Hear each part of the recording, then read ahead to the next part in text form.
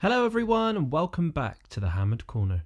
One of the most common questions I see on the internet asks the age-old question, what could a penny buy you back when it was circulating? Well, in today's video, I will be going through how much different things would have cost during the Saxon period, with information taken from historical records. The information in this video has been extracted from the Regia Angelorum website written by Ben Levick in 1994, who extracted the information from contemporary records from Britain and the continent. If you'd like to have a look at the costs not displayed in the video, then the link to the website will be down below. Now, if you're a collector like myself, then you probably extend your interest in your coins by wondering what they could have bought you back then. Times were so vastly different, and the value of money has changed considerably with each and every monarch. The denominations needed increased, the value of silver and gold increased, that led to the decrease in the amount needed to produce coins, resulting in smaller and lighter coins. This video will be split into 4 parts: the price of wereguilds, paying fines ranging from the rape of a slave to priests working on Sundays, arms and armour, and finally the price of goods and everyday living. So it's well worth watching the whole video, as this has been one of the most interesting videos for me to make. So just before we start, we know that there are 12 pence in a shilling and that there are 20 shillings in a pound. So with that in mind, let's see just how things were back in the 10th century. So firstly, we have the price of the wereguilds. Wereguilds were the value of different persons' lives depending on their status, whereby if they were slain, compensation would be provided. A Saxon times life insurance, kinda. The compensation of a slave was 60 shillings, at a weight of 465 grams of silver, and a value of today of £6,000. Secondly, we have the ceorl, who was a person of the freemen of the lowest class in Anglo-Saxon England, worth 200 shillings. That was a weight of 1.5 kilos and £20,000 in today's money.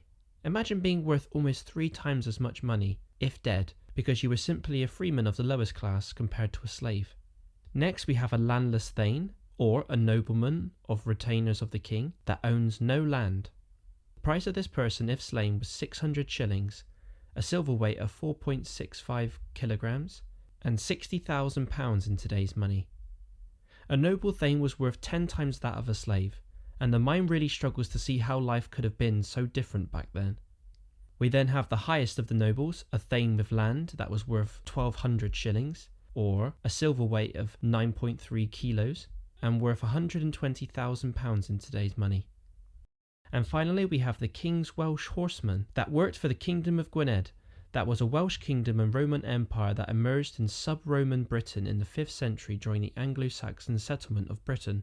They repeatedly rose to dominance and were acclaimed King of Britons before losing their power in the English Civil War. Now, the price of a life of a Welsh horseman was 200 shillings, weighing 1.55 kilograms, equating to £20,000 today. Secondly, we have the prices of fines paid by the Anglo-Saxon people when doing something illegal. The fine for fighting when not participating in war was 120 shillings, that weighed 930 grams of silver and a value of £12,000 today.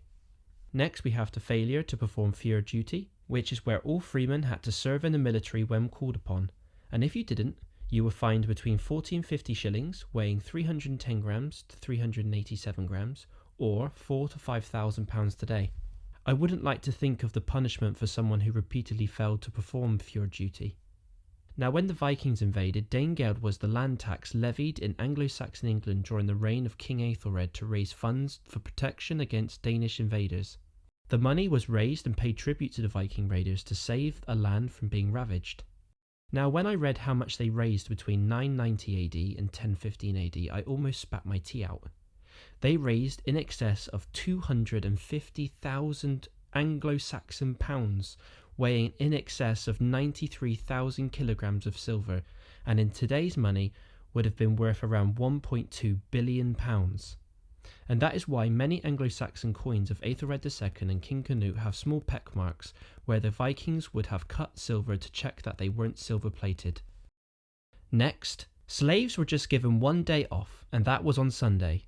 Now, if masters were cool making a slave work on a Sunday, they were fined 30 shillings with a silver weight of 232 grams, or in today's value, £3,000. Not baptising a child within 30 days of birth would see them fined 30 shillings, or £3,000. It just goes to show how important religion was to the Anglo-Saxons, especially in the time of pagan invaders. A reward for catching a wanted thief was a price of 10 shillings, with a weight of 77 grams of silver or £1,000 in today's money. So there were very generous incentives to help catch those who had done wrong back then. And finally, we have the worst crime of all. If you were caught or accused of raping a slave woman, then you were punished with a fine of 65 shillings, with a silver weight of 504 grams or £6,000 in today's money. It's pretty disgusting to see that the fine for a priest working on the Sunday was double that of the rape of one slave. How times have developed over the last 1,000 years, and I count my blessings that I was born in the time that I am, but I guess back then they didn't know any different. Thirdly, we have the expensive prices paid for armour and arms during the Saxon era. Starting from one's head, we have a singular helmet that would have cost 53 shillings, weighing 930 grams, which equates to the modern £5,300. We then have a mail shirt costing 529 pennies, weighing 820 grams, which is the equivalent of £10,580 today. And it has started to become clear why wars cost so much, and why some kings began to increase taxes and debased coins to continue such conflicts. We then have the weaponry. The shield and spear would have cost 88.5 pence, weighing 137 grams, equating to £1,770. A singular spear would have set an Anglo-Saxon back 33 pence, or £660 today. A sword in Britain would have cost an eye-watering 240 shillings, with a silver weight of 1.8 kilograms and costing an eye-watering £24,000 in today's money. And finally, we have the expenses of everyday life. You can imagine back some 1,000 years ago, the standard of living, eating and cleaning would have been appalling, especially when compared to that of the 21st century. So when fighting in the war, it was essential that the fjordsman was given a wage that would have motivated them to fight for their king and country. So fjordsmen would have been paid 10 shillings a month, with a silver weight of 77 grams, or in today's money, a wage of £1,000 a month. Unlike in today's English army, they weren't given pensions, houses, provisions, or any type of luxury treatment. I'd imagine they spent many a cold and miserable night in the cold, wet and windy fields. A hide of land that equates to around 120 acres cost one contemporary pound, weighing 372 grams of silver and a worth today of £4,800. Considering the price of 1 acre in the 21st century is between £7,000 and £8,000 each, the price of land back then was significantly cheaper. But I guess the price was in line with the demand and smaller population, mainly used as villages and farms. A knife would have cost 2 pennies, weighing 4 grams or £40 in today's money. 1 ounce of silk cost 37 pence, with a silver weight of 57 grams, or £740 today. A kilo of corn was priced at 2 pence, weighing 3 grams and worth £40 today. An oxtail would have cost the average person 1 shilling, weighing 8 grams and worth around £100 in today's money. If you were in the market for some livestock, then 15 chickens would have cost just 1 penny, or £10 today. So the very Saxon penny you can see on your screen now could have bought me 15 chickens. A cow would have cost anywhere between 64 and 88 pence, or £1,290 to £1,770 depending where on the continent you lived. A pig would have cost almost 3 times as less at 20 pence, or a silver weight of 30 grams and a price today of £600. A horse was the most expensive and would have set you back between 193 and 308 pence depending on your location, and worth anywhere from £3,000 to £6,000 today.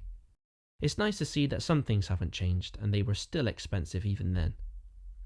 If you were wealthy and wanted to purchase a slave, then a male slave would have cost 197 pence, weighing 306 grams of silver and just £3,950 today. If you were poor but still wanted a slave, you could purchase a female slave for just 131 pence, weighing 204 grams of silver and only £2,630 today. Again, going back to the standard of practices, they valued the life of a horse to be 2 to 3 times that of a male or female slave. Those poor people.